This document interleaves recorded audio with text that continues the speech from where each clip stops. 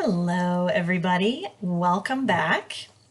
Today we're going to be covering Unit 2.4, which is all about the structure of metals and alloys. So let's get started. So some of this is going to be review because we have actually already talked about metallic bonding. So let's just refresh our memories on this. Okay, so metals are a collection of positively charged particles, and they have electrons all moving within them. This word in front of you, delocalized, just means able to move around. So this is why metals are such good conductors. Remember from the last video, we talked about what it takes for something to conduct electricity. You need charged particles, and you need those charged particles to be able to move. And metals have electrons that move very, very easily, so they're excellent conductors. Sometimes you'll see that phrase, sea of electrons, electrons that can flow very easily. This is just a picture of what a metallic solid looks like. So you have the positively charged metal cations, and the little blue particles within them, those are the free-flowing, delocalized electrons. An alloy is something that comes up when we talk about metals. It is a mixture, a physical mixture of elements that, when mixed together, they take on the characteristics of a metal. It's not a chemical combination, just a physical combination. And there are two types of alloys. One is called a substitutional alloy. The other is called an interstitial alloy. And the difference between them has to do with the size of the particles. So on your left, the substitutional alloy, this is an the example they're using is 14 karat gold, like you have in some jewelry. Gold is the main component, okay? You'll notice that there are more gold atoms in that drawing than there are silver atoms. There are some silver atoms in there. What I want you to notice is that the gold and silver atoms are approximately the same size. So when you have two elements mixed together that are close in size, particle size, that's going to be called a substitutional alloy.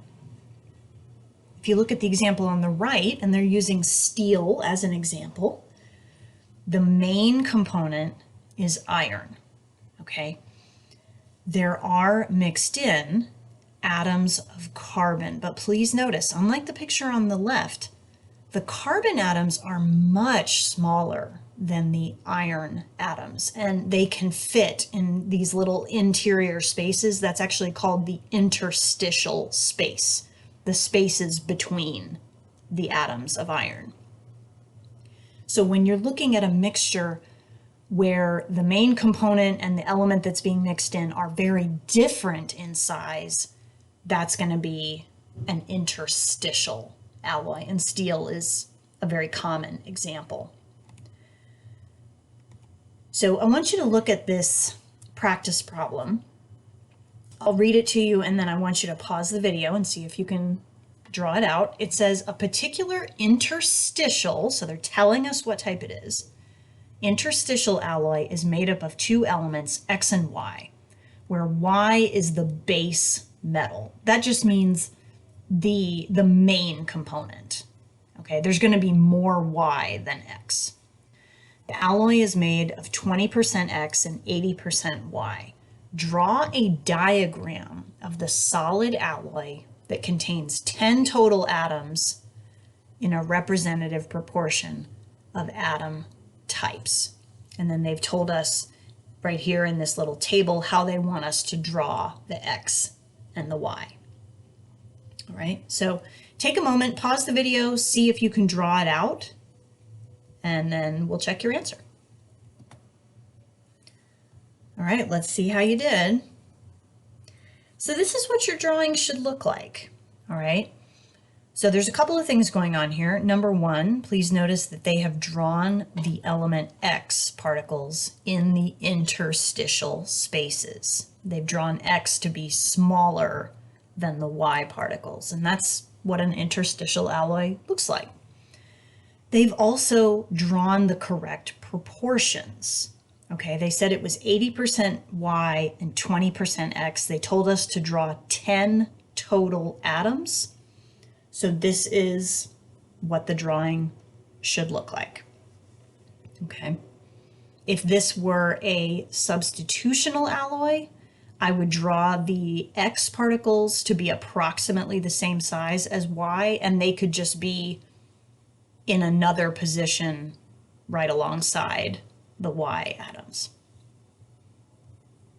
So this was another short one, ladies and gentlemen. That is it for 2.4. I hope you have learned a little something today, and I look forward to seeing you next time.